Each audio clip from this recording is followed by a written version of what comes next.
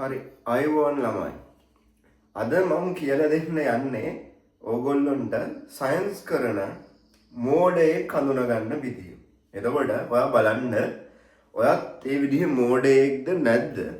හරිද? එහෙමනම් මේ මෝඩකම නැති කරගන්න අපි මොකක්ද කරන්න ඕන කියන එක තමයි මෙතනදී බලන්නේ. හරි. නිකමට මම ඔයාලගෙන් අහුවොත් එහෙම මේ මෝඩෙක් කියන්නේ මොන වගේ කෙනෙක්ද? මං නම් හෙනම මෝඩයි, උඹ නම් හෙනම මෝඩෙක් කියලා ඔයාලට අහගන්න වෙන්නේ මොන වගේ තැනකදද කියලා අහුවොත් ඕගොල්ලෝ කියයි මට එහෙම තියරි වැඩිය සෙට් වෙන්නේ නැහැ. මට ගණන් හදන්න බෑ. හරිද? මට මතකෙ හිටින්නේ නැහැ පාඩම් කරන දේවල්. ඔන්න ඔය වගේ කතන්දර මං නම් හෙන මෝඩෙක්, මං නම් හෙන බූරුවෙක්, මං හෙන හරකෙක්. ඔන්න ඔය වගේ දේවල් ඔයාලට ඔළුවට එනවා වෙන්න පුළුවන්. හැබැයි මම ඕගොල්ලන්ට කියනවා හරිද? ඕගොල්ලෝ මම පිළිගන්න විදිහට අපි ක්ලාස් එකේදී අපි පිළිගන්න විදිහට ඕගොල්ලෝ මෝඩෙක් නෙවෙයි කියලා කියන ලොකු තැනක් ඒක. ඔයාලට තියරි බැරි වුණා කියලා ඔයාලට එක දෙයක් එකපාරින් එහෙම සෙට් වෙන්නේ නැහැ, මතක හිටින්නේ නැහැ කියලා මම ඔයාලට කවදාවත් මෝඩෙක් කියන්නේ නැහැ. හරිද? මොකද මේ කන්සෙප්ට් මම හොයාගත්තා නෙමෙයි. හරිද? උඹලටත් මම ඒවා අමාරුවෙන් ඉගෙනගෙන පොත් කියවලා හරිද එක්ස්පීරියන්ස් එකෙන් එහෙමනේ කියලා දෙන්නේ. මම ජනිත් ඔය ඔක්කොම කියලා දෙන්නේ අනිත් සර්ලා මේ ලංකාවේ හැමෝම එහෙමනේ. එයාලා හොයාගත්ත දේවල් නෙමෙයි ගොඩක් ඒවා. හරිද? එතකොට නිකන් මේ කන්සෙප්ට් හොයාගත්ත අයගේ නම් බලහංකො ලෝකෙම දන්න කට්ටිය. හරිද? එතකොට හෙන ඩයල් හොයාගත්තේ අමුතු කන්සෙප්ට් මේවා. හරිද? එතකොට ඒව මත පිහිටලා දියුණු වෙවි මේ ලෝකෙ ඉස්සරහට යන්න.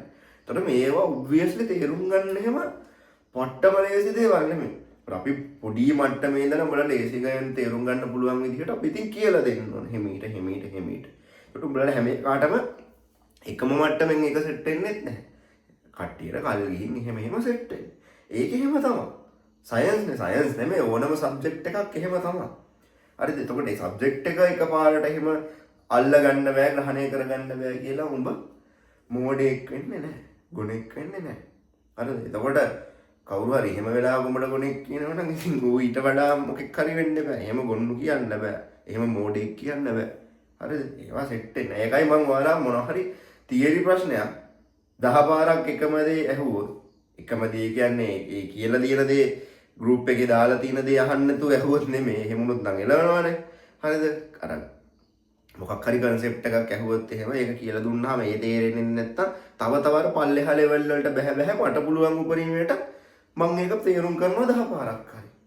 මොකද ඒක එහෙම තමයි. සමහර දේවල් අපිත් අලුතෙන් තව කරුණු එකතු කරගෙන අර උඹලට උගන්වන්න ලස්සනට ඒ කතාව දාගන්න.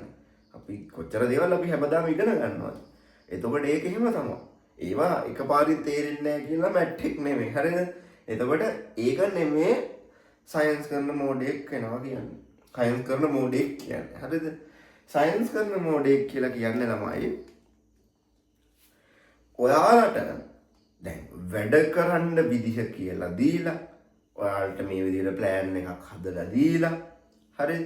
එතකොට මේ විදිහට කරොත් තමයි මේව කරවෙන්නේ, මේ විදිහට කරොත් තමයි ෆේල් වෙන්නේ. ඔයා උපදෙස් ගන්න ඕන මේ කට්ටියකින්, උපදෙස් ගන්න ඕන නැත්තේ මේ කට්ටියකින්. ඔය හැම ස්ටෙප් එකක්ම හදලා දීලා හරිද?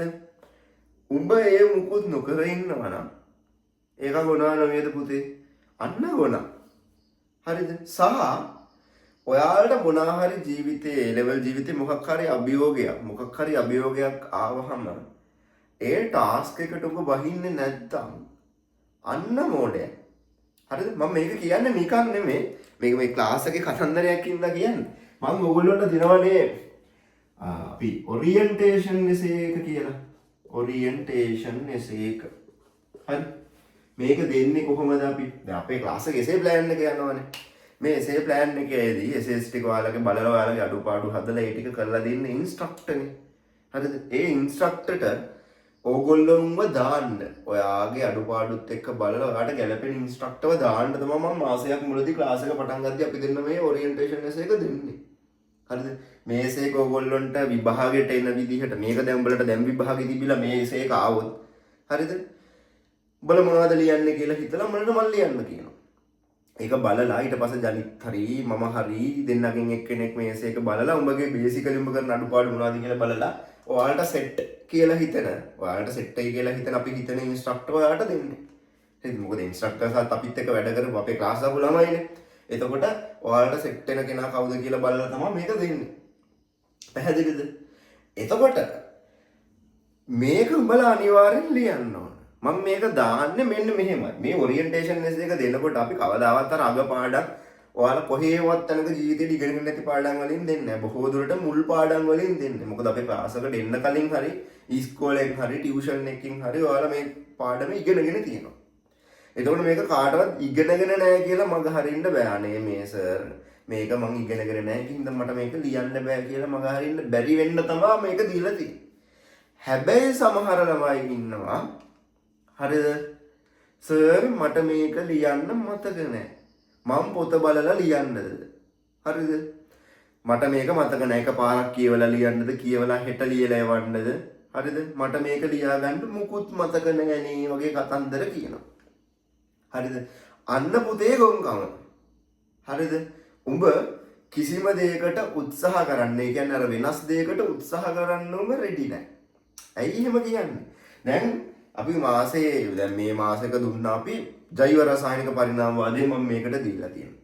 බීජ රෝධන සනාල ශාක පෙබරවාරි මාසෙදී ලක්ෂණ විස්තර කරන්න කියලා ඔරියන්ටේෂන් එකට දුන්නා. හරි. දැන් ওই මාස දෙකේදීම ළමයි ওই කතන්දරේ දාලා තියෙනවා. අනේ සර් මට මම මේක ලියන්න මුකුත් දන්නේ නැහැ කියලා. හරි. හැබැයි උගෙන් මං කෙටි ප්‍රශ්න අහුවහම හරිද? පෘථිවි වායු ගෝලයේ මොනවද තිබ්බ වායු? හරි මේක කොහොමද හැදුනේ? බීජ රෝධන සනාල ශාකවල මොනවද බීජ හැදුනද? අනම්මනම් ඒ අහුවම ඒවට උත්තර ලියන්න දන්නවා. ඒ කියන්න දන්නවා. එතකොට මෙයා මුකුත් මේසේක ලියන්න දන්නේ නැතුවද? නෑ. මෙතන තියෙන්නේ අර උඹලට ඕන කොහේ හරි තැනකින් අර පේපර් ලියන්න ගත්තා මොකක් ලියන්න ගත්තා පේපර් එකට යද්දි මම මේක හෙන පර්ෆෙක්ට් මුල ඉඳන් අගට දන්නවා. හරි. එහෙම රෙඩි වෙලා තමයි මම මේකට උත්තරේ ලියන්නේ වගේ මානසිකත්වයක් උඹලගේ ඔළුවේ තියෙනවා. හරි. ඔය ගොඩක් උන් ෆුල් පේපර් කරන්නේ නැත්නම් ඔය මම කවදා හරි සිලබස් එක සම්පූර්ණයෙන්ම ඉගෙන ගන්නවට පස්සේ තමයි ෆුල් පේපර් කරන්නේ. එහෙම දවසක් එන්නේ නැහැ. හරිද? කොටින්ම විභාගෙට ගිහිල්ලා වුණත් ඔයා ජීවිතේට හදලා නැති ටයිප් එකක ගානක් යනවා. ඉගෙනගෙන නැති තියරි නෙමෙයි. හරිද? ඔයා නිකන් එක එක જાති ගණන් හදලා යනවනේ. එතකොට ඒ විදිහේ අර ඔයාට සෙට් වෙලා නැති ශෛලියේ ගානක් ඔයාට A level වලදී තියෙන්න ඕන. එකක් නෙමෙයි දෙක තුනක් තියෙන්න පුළුවන්. හරිද? එතකොට මොකද වෙන්නේ? අර ගානට උඹ උත්සාහවත් නොකර හිටියොත් එහෙම ඒවා ජීවිතේ ඔයා try කරලවත් නැත්තම් A level වලදී try කරගන්නත් බෑ. උඹට නන්නත්තර වෙන්න කියලා වෙනවා.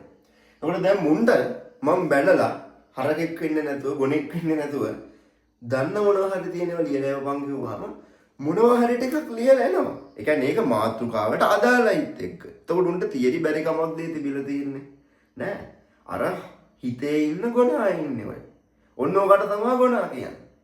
හරිද? ඕක ක්ලාස් ඇවිල්ලා අරගන්න බෑ. ඔය මෝඩකම ක්ලාස් ඇවිල්ලා අරගන්න බෑ. ඒක තමන්ගේ තුලින්ම එන්න ඕන. දැන් මේ වීඩියෝ එක දැක්කොත් තමන්ගේ හිතේ එහෙම එකෙක් ඉන්නවද කියලා බලන්න. ඉන්නවනම් වහාම බැඳලා දාන්න. මොකද තමන් උත්සාහවන්ත වෙන්න ඕන. තියරි හැමීට අල්ලගන්න පුළුවන්. ඒක අමාරු වෙන්න පුළුවන්. ඒ වගේම තමයි මිනිස්සුන්ට එහෙම එකපාරම ඔළුවට ඒ වගේ බරපතල කරුණු ඔළුවට ග්‍රහණය කරගන්න බැරි වෙන්න පුළුවන්. ඒක අපි හැමීට හදාගමු. හැබැයි අරක ඔයාට හදාගන්න ඉතා ලේසියෙන් පුළුවන්. හැබැයි ඔයා ඒක හදාගන්න අර ගතියුනේ. හරිද? දැන් ජෛව රසායනික පරිණාමවාදය ලියන්න කිව්වහම මොනවා හරි ටිකක් ලියලා එනවා. දැන් ඒ ලෙවල් වලට උට ඒක ලිව්වොත් යම් කිසි ලකුණු ප්‍රමාණයක් එනවා. මොනවාද බීජ නොදරන සනාල ශාකවල ලක්ෂණ සමහරව ලියලා ඉවරලා තියෙනවා. හරියට. හරිද? අදාළ නැති ඒවාත් ලියලා තියෙනවා. අදාළ ඒවාත් දීලා තියෙනවා. අර පොයින්ට් යම් ප්‍රමාණයක් තියෙනවා. ඒතර මට තේරෙනවා බලව බැලමට මේකට තියෙන්නේ මේ මුකුත් බෑ මගුලක් නෙමෙයි. හරිද? ඒක ඒ ළමයින්ටත් පැහැදිලි කරාම දෙනවා. දැන් ඔය උඹ ලියලා තියෙන්නේ උඹට මුකුත් බැලුවද තියෙන්නේ ඔය ගොනාන ඉන්නේ ඔය ඔළුවේ. ඕක වහාම අයින් කරපන් කිව්වහම ඒක තමයි මමත් සර් මම හිතාන හිටියේ මම ගැන හෙන මොඩේක් මට මුකුත් බෑ එහෙම කියලා සර් මගේ තියෙන වෙනම ප්‍රශ්නයක් කියලා ඔය එදා ඉඳන් උත්සාහවන්තව වැඩ කරනවා. ඊට පස්සේ අර ජීවිතේට දැකලා නැති ප්‍රශ්නයක් වගේ ඇවිල්ලා තිබ්බත් දන්න දේවල් වලින් ඌ try කරන්න පෙළඹෙනවා ඒකට. ඒක තමයි A level කරද්දි තියෙන්න ඕන වටිනාම ගුණ වලින් එකක්. ඔයා try කරන්න ඕන හැම එකටම. හරිද? උත්සාහ කරන්න ඕන. උත්සාහ කරන්නේ නැතුව නිකන් Tamanට නිකන් ඒක හුරු නෑ වගේ ගතියක් ආවොත් එහෙම ඒක අතෑරලා දාන්න එපා. මොකද විභාගෙදිත් ඔහොම දේවල් එන්න පුළුවන්. විභාගෙට ආව කියලා හිතන්නකො. මුකුත් නොකර හිටියොත් මොකද වෙන්නේ? උඹට ලකුණු නෑනේ ළමයි. හැබැයි මොනවා හරි දෙයක් try කරලා මොනවා හරි දෙයක් එතනදී කරගත්තොත් දැන් අර ඒක විභාගයට ඇවිල්ලා ওই විදිහේ ළමයි ඔය කන ඕක ඇවිල්ලා නම් බැරි වෙන්නේ නැහැ නේ. ඔක ලේසි එකක් නේ. මොකක් හරි ටිකක් වෙනස් විදිහක් ආවා කියලා හිතන්නකෝ. ඒක ගොඩක් කට්ටිය ළමයිට ලියා ගන්න බෑ. දැන් කලබල වෙලා වේගනේ මෙහෙම එකක් ලියලා නැහැ නේ කියලා එහෙම ඉන්නවා. හැබැයි අර උත්සාහවන්ත ළමයා ඕකට මොනවා හරි ලියන්න try කරනවා. එතකොට ඌ දන්න අර පිළිවෙලක් අගක් මුලක් ලොකුවට නැති වුණත් යම්කිසි කරුණු ප්‍රමාණයක් ලියලා තියෙයි. ඉතින් ඌට යම්කිසි ලකුණක් එනවනේ අර ළමයාට ලකුණක් නැහැනේ. එතකොට තරගෙම ඌ ඉස්සරහින්නේ. හරිද? ඔන්න ඕකයි උත්සාහ කරන එකේ වැදගත්කම. ඒකින්ද තේරුම් ගන්න මම නැවත කියන්නේ තියරි බැරි වුණා කියලා. හරිද? එකපාරට තියරි ඉගෙන ගන්නකොට ඒක එකපාර ග්‍රහණය වෙන්නේ නැහැ කියලා. උඹ මොඩේක් වෙන්නේ නැහැ. හැබැයි ටයිම් ටේබල් එකට අපි කියලා තියෙන විදියට වැඩ කරන්නේ නැත්තම් අන්න මෝඩයා පුතා. හරිද?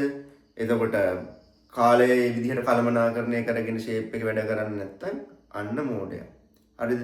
ඔරියන්ටේෂන් එකේ දුන්නාම පේපර් එකක් දුන්නාම මම ඔක්කොම තියරි ටික ඉගෙන ගත්ත දවසක ෆුල් පේපර් කරනවා.